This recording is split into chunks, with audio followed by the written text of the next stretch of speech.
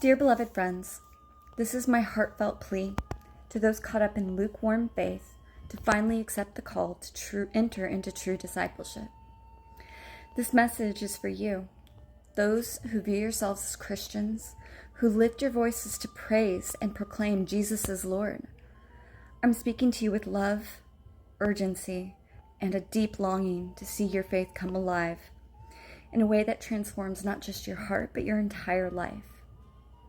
Today, I want you to hear the words of Yeshua himself, words that pierce through the noise of our modern lives and demand a response. Why do you call me Lord, Lord, and do not do what I say? Luke 6:46. These aren't just words. They're a mirror held up to our souls, asking us to look honestly at who we are and how we live. What does it mean to call Jesus Lord? In his day, Lord wasn't a casual title. It meant master, ruler, the one you obeyed without question. Yet Yeshua looks at us and asks, if I'm your Lord, why don't your actions match your words?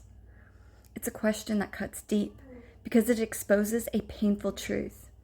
Too often we're content with a faith that stays on the surface, a faith of words and of songs, but not a faith that shapes every step we take. We say we follow him, but do we walk as he walked? This is our wake-up call, friends, not to condemnation, but to a life of authentic discipleship. Yeshua didn't mince words about hypocrisy. He called out those who honored God with their lips while their hearts were far from him. Matthew 15:8. Today, that challenge echoes in our lives. We say we love him, but do we live by the instructions he upheld, the very Torah he taught and embodied? Let's look at where we might be missing the mark. The commandments of Yah. Yeshua said, if you love me, keep my commandments. John 14:15. These aren't just the 10 commandments carved in stone. They're the living instruction of God given through the Torah. Laws of love, justice, and holiness. Yet how often do we dismiss them as Old Testament relics, forgetting that Yeshua lived them perfectly and called us to follow his example? Leviticus 11 outlines what Yah deemed clean and unclean for his people to eat, what was food and what was not food. Yeshua didn't abolish these instructions. He fulfilled them by living them out and showing us how to as well. Are we honoring our bodies, God's temple, by eating as Yeshua did? Or are we shrugging off God's design for our health and pridefully proclaiming that we, the created, know better than he, the creator?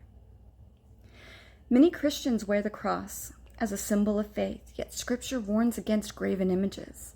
Exodus 24.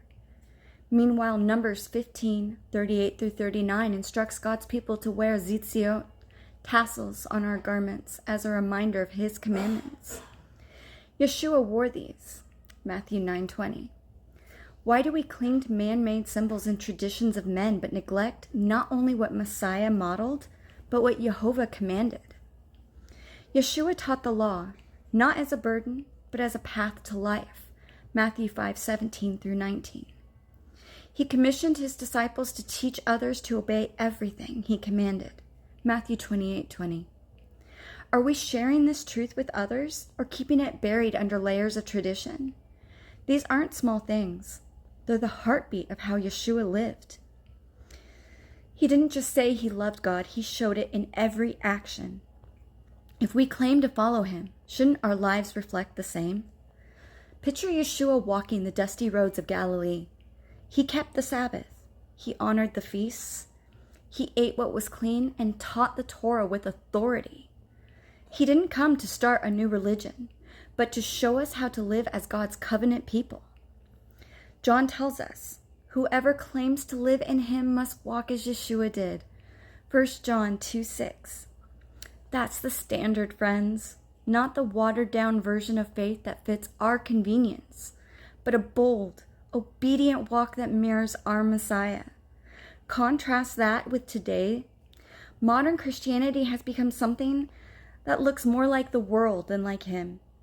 We chase trends, indulge in whatever feels good, and call it freedom. But Yeshua's freedom wasn't lawlessness. It was the joy of living in harmony with Yah's will.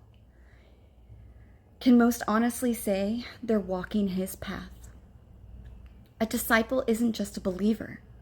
A disciple is a student, a follower, someone who sits at the feet of the master and says, "Teach me your ways." It's not enough to say, "I believe in Jesus." Demons believe and tremble, James 2:19. But they don't obey. True discipleship is active. It's picking up your cross daily, Luke 9:23, aligning your life with his teachings and letting his spirit transform you from the inside out. It's not pretending to follow. It's authentically becoming like him. So here's the challenge, delivered with all the love and urgency I can muster. Stop pretending to be the disciples of the Messiah and start being one. This isn't about perfection. It's about progress. Look at your life. Where are you calling him Lord but not doing what he says? What changes can you make today to walk more like Yeshua walked? Start small. Read the Torah, which is the first 5 books of the Bible, and ask yourself, how did Yeshua live this out? Examine your diet. Deciding to eat clean is a bold declaration that you submit to the will of the Father. Wear tzitziot and let them remind you of his commandments and instructions and how we are to walk in them if we are to enter into life. Wear them just as Messiah did. Share the truth. Teach others what you're learning about his way of life. These aren't rules to burden you. They're invitations to a deeper, more authentic faith. The laws of liberty that set us free. I'm not here to shame you. I'm here because I know the love and grace of Jehovah are worth it. He stands with arms open, ready to forgive every misstep and guide you into the fullness of his word. Truly follow Yeshua Messiah. His yoke is easy and his burden is light. Matthew 11:30. Not because it demands nothing, but because it leads to life, and Yeshua is there to help us carry the burden. Imagine the joy of waking up each day knowing you're not just saying Lord, but living it. Imagine a faith that doesn't bend to the world, but transforms it. That's what he offers. When you walk as Yeshua walked, something incredible happens. Your relationship with God deepens. Your life finds purpose. You become a living testimony of his love and truth. It's not always easy. There's a cost to following him, and we know this. But the reward is a life aligned with the one who gave everything for you. So my friends, let's answer his question. Let's stop calling him Lord with empty words and start doing what he commands of us. Let's trade hypocrisy for authenticity, pretense for obedience, and a shallow faith for a vibrant Messiah-shaped life, and truly become a light to the nations. The world doesn't need more Christians who talk the talk. It needs disciples who walk the walk. Will you be one? The journey starts now, and the Messiah himself is ready to lead you every step of the way. Why do you call me Lord, Lord, and do not do what I say?